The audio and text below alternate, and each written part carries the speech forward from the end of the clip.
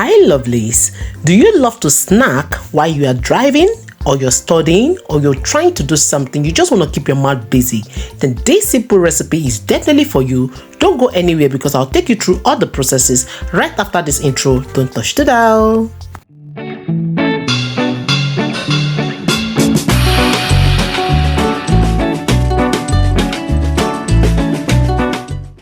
First, I'm going to be doing what? Sieving the flour, and I'm using 500 grams of all-purpose flour. Please don't skip this step because it's very important to sieve the flour so that all the lumps can go off. And here I'll be adding in baking powder, and please remember all list of ingredients will be in the description box. And here I'll be adding in my ginger powder, and also I'll add in white pepper. This is totally giving it that aroma that you're looking for. Please also don't forget to add in cornstarch. This cornstarch, I would advise, if you have it, use it. Don't opt out. It is really nice. And add in a pinch of salt, add in sugar. These are all the dry ingredients we're using for this recipe. You can add more or you reduce. You can opt out from the sugar. You can see what we sieved out, and now you can see why it's important to sieve. And now I poured in about 2 tablespoons of vegetable oil, and I mix that, and I'll mix until I get a crumb. Then once I've seen the crumbs, I can now add in cold water. Okay, use water at room temperature or cold water to give it that crunchy taste at the end. Okay, so after that I knead, and then I'm going to my workstation to knead more. I didn't knead for long before I got the consistency I was looking for, and that is because I added water gradually. Okay, so this is actually what we want. I transferred it to the bowl, and I'll cover that and let that rest for 10 minutes under room temperature. Then after 10 minutes, this is what we have. Did you see how the dough is looking? Then I will cut into 6 unequal parts. I didn't say equal part because they weren't equal, okay? So I cut into 6 different unequal parts. Then I rolled out, as you can rightly see. Please, the aim is to roll until it is very thin. Roll until you have a very thin layer, just like this. And you will see like your finger coming out. Did you see that?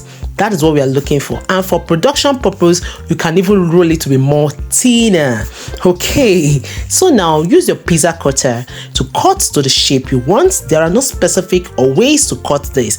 Cut it to your preference, and then it's ready. Did you see that? After that, put in a very flour the board or your pan or your plate, and then set everything there and allow that to rest while you roll the others. Okay, this was actually the last dough being rolled out. Okay, you can see the way I diced the whole thing or cut it to the shape I wanted. So it depends on your taste and preference. You can see how this is looking, and now I've poured in oil. We allow that to get hot, and then we'll start dropping in all the diced chips. Okay, so this is what it looks like. Now I'm checking if the oil is ready. Of course it's ready. Then I'll be dropping that in just as you're seeing it, and people, before you know it, it started bouncing.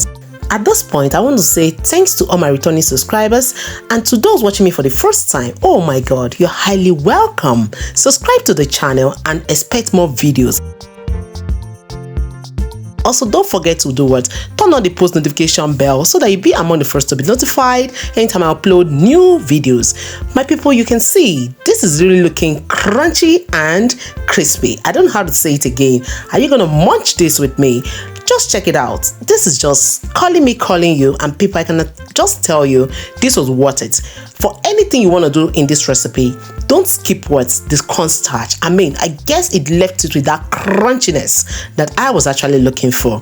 And please, for commercial purposes, roll it to be very thin, okay? And you understand what I mean. So look at my daughter asking me to put more in the bowl for her, and people, it was really crunchy and tasty, and the ginger gave me that kind of aroma. The white pepper is not left out. Please people, just try this recipe and give me a thank back. This is worth all the try, and I truly appreciate that person that actually created this recipe. Very easy. First batch, second batch, and third batch is on the way. You can see we fried only 3 batches and we were done. So like this video. Don't forget to share to your friends and families, subscribe, and remember to hit the post notification bell. That is if you're new, so that you'll be among the first to be notified anytime I upload new videos. Thanks to all my OGs, and I appreciate you all. Look at what I'm going to use to pack this. I'll be using the Ziploc bag and I'll be using the tight container. You can use anything that has a very good cover that you know can seal, and then preserve it with it. Store in the refrigerator, and I tell you, the next day it's gonna be crunchier. So look at what I'm just doing. Look at the crunchiness. Did you see that? So crunchy, not just crunchy, very tasty. And let me tell you, it is not sugary. That is the best part of it. And I zipped the bag. You can see, nice zipping. Look at it, people. This is a big pack. Who is this pack calling? Let me know. And then I poured into the container and I sealed that as well. You can see. And here is my another silicone bag. And then I sealed that as well. That is the third bag, and I think I love this one. I don't know, if you know you love this one, just say the last one in the comment section and I will know you're talking about this, and that means you watched to the end of the video. Thank you all, and I do really appreciate. Remember, all list of ingredients is in the description box, and please leave a resounding comment as you're signing off. So it will be a great pleasure to have your beautiful faces in the next episode of Mom Essy Kitchen and More. I love you all, but remember, God loves you most. And this is me signing off and saying bye bye.